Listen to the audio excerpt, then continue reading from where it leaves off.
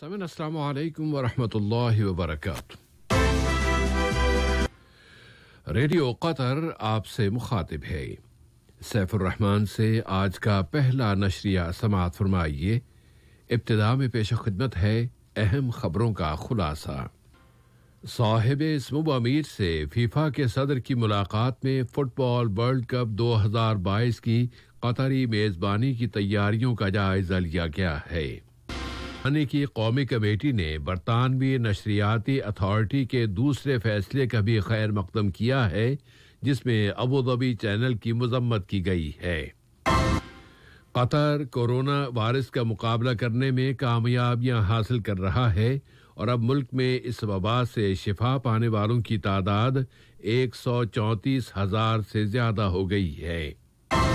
اسرائیلی سرکاری ذرائع ابلاغ کی تصدیق کے باوجود ریاض نے اس کے ولی عہد کی اسرائیلی وزیر اعظم کے ساتھ سعودیہ میں ملاقات کی تردید کر دی ہے، اور امریکہ کے نو منتخب صدر نے اگلی حکومت کے کئی ایک تعیناتیوں کا اعلان کر دیا ہے۔ سامعین، یہ تھا اہم خبروں کا خلاصہ، اور اب پیش خدمت ہے ریڈیو قطر سے آج کا پہلا مفصل نشریہ۔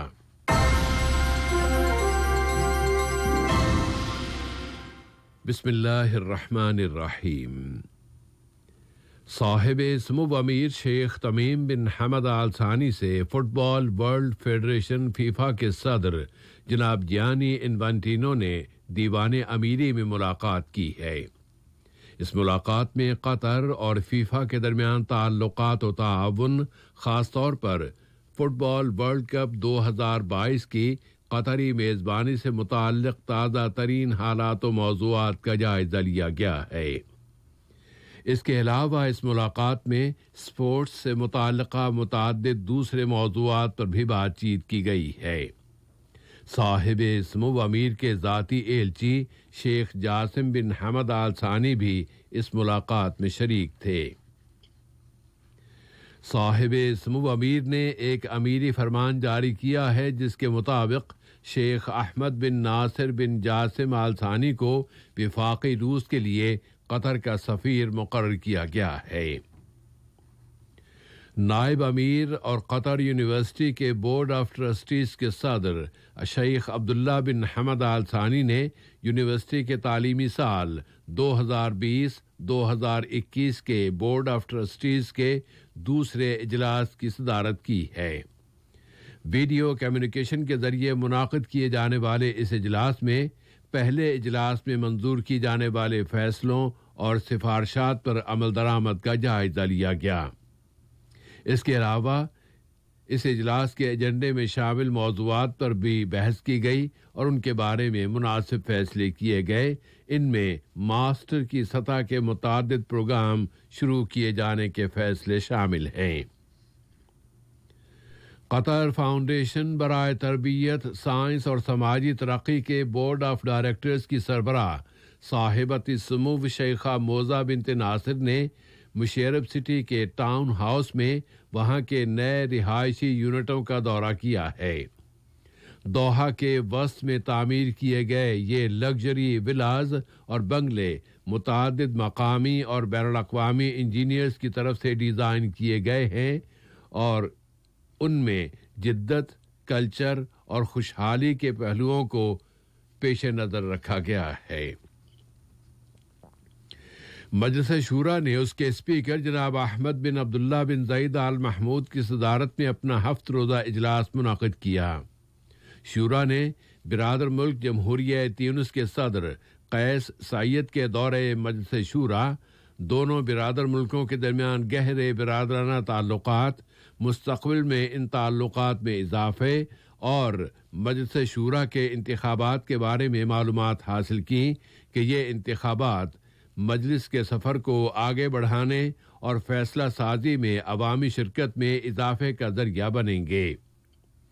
مجلس شورا نے اپنے کل کے اجلاس میں غیر ملکی باشندوں کے ملک میں داخلے اور یہاں ان کے قیام کو منظم کرنے کے قانون اور پرائیویٹ سوسائٹیز کے بارے میں ایک بل پر بحث کی ہے۔ قطر نے خلیج کی کونسل برائے تعاون میں شامل ملکوں میں مجالس شورا اور پارلیمنٹس کے اسپیکرز کے 14ویں اجلاس میں شرکت کی۔ ویڈیو کمیونیکیشن کے ذریعے منعقد کیے جانے والے اس اجلاس میں مجلس شورا کے اسپیکر جناب احمد بن عبداللہ بن زید آل محمود نے ملک کی نمائندگی کی۔ اجلاس کے آغاز میں اس کے شرکاء نے صاحب سمو شیخ صباح الاحمد الجابر صباح کے سفر اور خلیج کی کونسل برائے تعاون کے قیام میں ان کے کردار اور کونسل برائے تعاون کے ملکوں کے درمیان تعاون اور ہم آہنگی کو فروغ دینے کے وسائل کا جائزہ لیا۔ قطر کے اٹارنی جنرل نے حمد انٹرنیشنل ایئرپورٹ پر ایک بچی کے ملنے کے بارے میں اور جوڈیشل پولیس آفیسرز کے اپنے اختیارات سے تجاوز کے ملزموں کو جرائم سے متعلقہ عدالت میں پیش کرنے کا حکم دے دیا ہے۔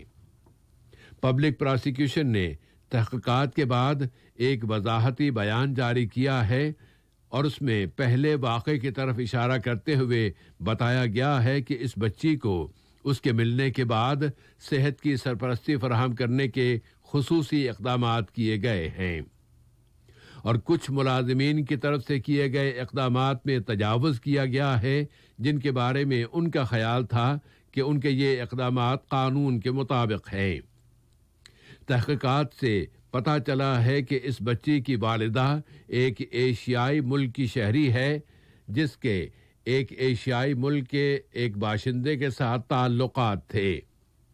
انہی تعلقات کے نتیجے میں یہ ملنے والی بچی پیدا ہوئی تھی کہ ان ملزموں کے ڈی این اے اس بچی کے ڈی این اے کے ساتھ مطابقت رکھتے ہیں۔ پراسیکیوشن نے جرم کے حوالے سے کہا ہے کہ ایئرپورٹ کی سیکیورٹی کے کچھ ملازمین کی طرف سے جو کچھ کیا گیا ہے وہ قانون سے تجاوز ہے اور قطری قانون میں اس کی سزا مقرر ہے۔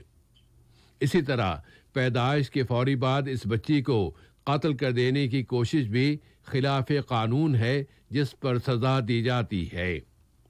پراسیکیوشن نے کہا ہے کہ وہ فرار ہو جانے والی اس ملزمہ کو پکڑنے کے لیے انٹرنیشنل جوڈیشل کوآپریشن کے دائرے میں یعنی بین الاقوامی عدالتی تعاون کے دائرے میں قانونی اقدامات کر رہی ہے۔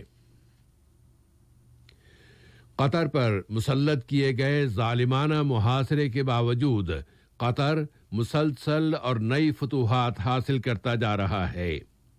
حقوق انسانی کی قطری کمیٹی نے برطانوی نشریاتی اتھارٹی آف کام نے ابوظبی چینل کی مذمت کی ہے جس نے ایک قطری شہری حمد الحمادی کا ایک انٹرویو ٹیلی کاسٹ کیا ہے جو سن 2013 میں ابوظبی کی جیلوں میں قید کے دوران ریکارڈ کیا گیا تھا اور اس میں اس قیدی کی طرف سے اعترافات کا دعویٰ کیا گیا ہے۔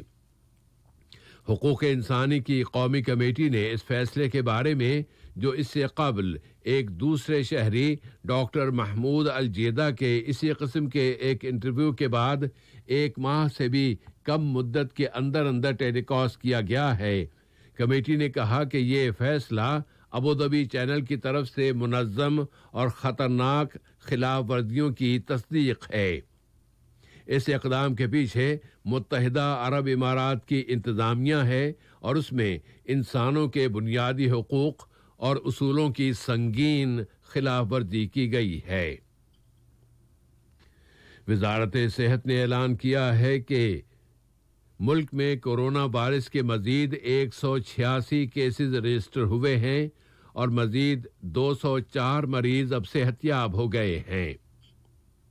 اس طرح ملک میں اس بیماری سے شفا پانے والوں کی تعداد 1,34,486 ہو گئی ہے۔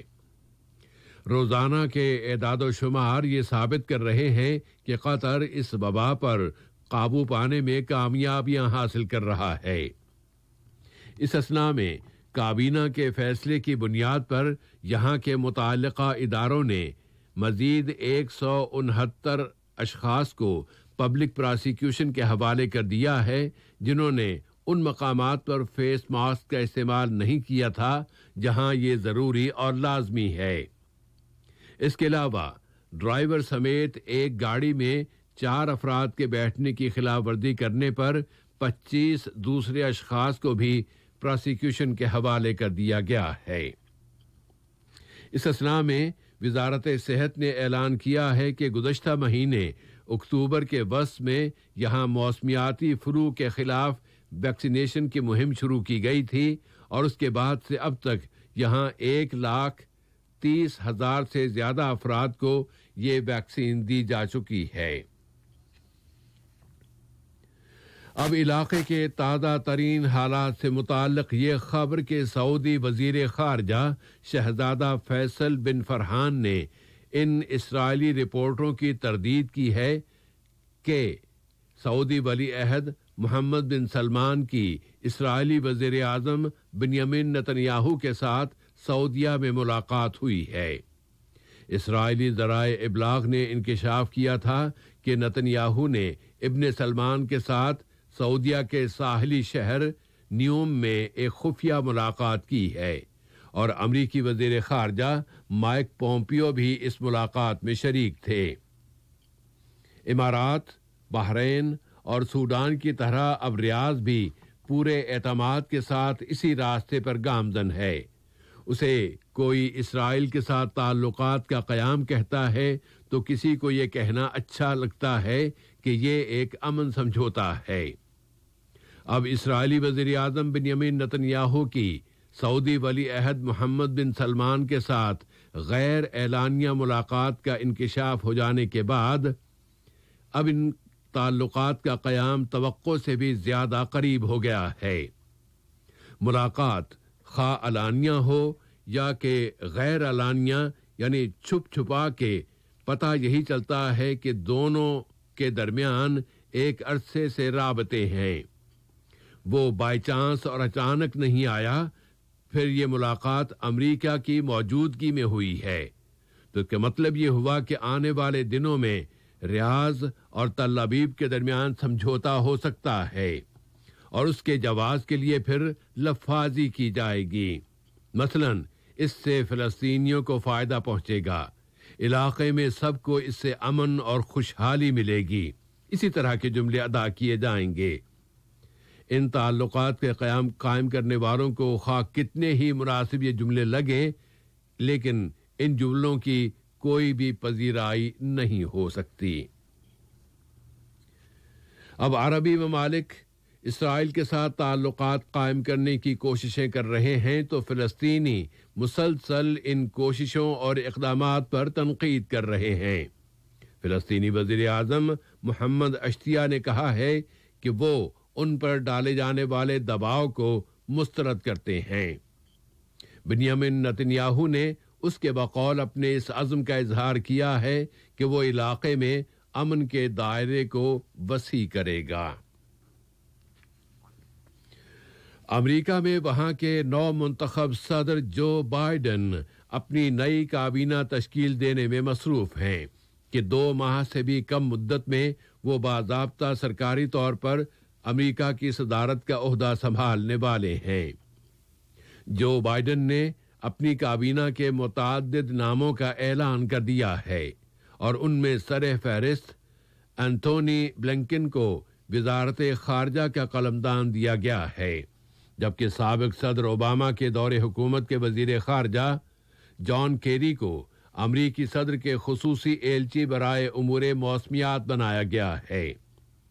ان کے علاوہ الیخاندرو مایورکاس کو وزارت داخلہ سلامتی، جیک سولیوان کو مشیر برائے قومی سلامتی اور لنڈا تھامس گرین فیلڈ کو اقوام متحدہ میں بطور سفیر نامزد کیا گیا ہے۔ ادھر صدر ٹرمپ اور ان کے وکلاء عدالتوں میں انتخابی نتائج کے خلاف اپیلیں کر رہے ہیں اور کہہ رہے ہیں کہ ان انتخابات میں بہت زبردست دھاندلی کی گئی ہے، لیکن وہ ابھی تک کوئی ٹھوس دلیل پیش نہیں کر سکے۔ کاراباخ کی صورتحال پر نظر ڈالیں تو روس اپنے فوجی، سفارتی اور اقتصادی وسائل کو مسلسل استعمال کرتا نظر آ رہا ہے کہ آرمینیا اور آذربائیجان کے درمیان طے پانے والی فائر بندی کا سمجھوتا کہیں ناکام نہ ہونے پائے۔ اس اثنا میں بشنیان کے استعفے کے لیے ان کے خلاف مظاہرے دوبارہ شروع ہو گئے ہیں اور ان مظاہروں میں کہا جا رہا ہے کہ کاراباخ میں آرمینیا کی شکست کے ذمہ دار وہ ہیں۔ سوران نے دوبارہ کہا ہے کہ وہ النہدہ ڈیم کے بارے میں مذاکرات کا نیا طریقہ کار چاہتا ہے کہ ان مذاکرات کے سابقہ انداز اپنی ناکامی کو ثابت کر چکے ہیں۔ اور اقوام متحدہ کے سیکرٹری جنرل انتونیو گوٹریش نے قرضوں اور موسمیات کے بارے میں گروپ 20 کے نتائج سے متعلق اپنی مایوسی کا اظہار کیا ہے، قطع نظر اس بات کے کہ کووڈ-19 کی ویکسین سے متعلق وعدوں کا خیر مقدم کیا گیا ہے۔ آج کا یہ نشریہ ختم ہونے سے قبل اہم خبروں کا خلاصہ ایک مرتبہ پھر۔ امیر سے فیفا کے صدر کی ملاقات میں فٹ بال ورلڈ کپ 2022 کی قطری میزبانی کی تیاریوں کا جائزہ لیا گیا ہے۔ حقوق انسانی کی قومی کمیٹی نے برطانوی نشریاتی اتھارٹی کے دوسرے فیصلے کا بھی خیر مقدم کیا ہے، جس میں ابوظبی چینل کی مذمت کی گئی ہے۔ قطر کورونا کا مقابلہ کرنے میں کامیابیاں حاصل کر رہا ہے اور ملک میں اب اس وبا سے شفا پانے والوں کی تعداد 1,34,000 سے زیادہ ہو گئی ہے۔ اسرائیلی ذرائع ابلاغ کی تصدیق کے باوجود ریاض نے اس کے ولی عہد کی اسرائیلی وزیر اعظم کے ساتھ سعودیہ میں ملاقات کی تردید کر دی ہے۔ اور امریکہ کے نو منتخب صدر نے اگلی حکومت کی کئی ایک تعیناتیوں کا اعلان کر دیا ہے۔ ریڈیو قطر سے آج کا پہلا نشریہ اپنے اختتام کو پہنچا۔ اگلا نشریہ رات 7:30 بجے پیش